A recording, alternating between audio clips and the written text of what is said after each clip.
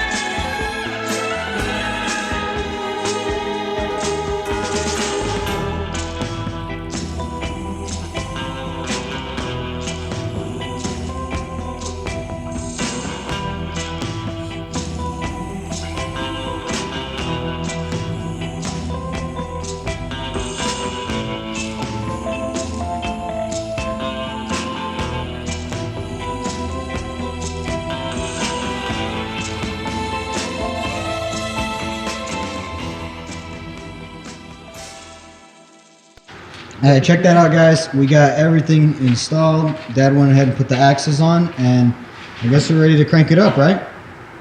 Yeah, we'll try. We got the booster box here.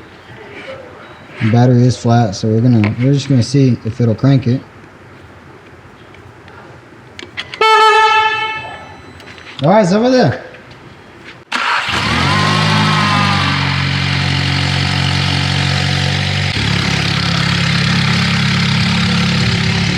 Oh, it's working.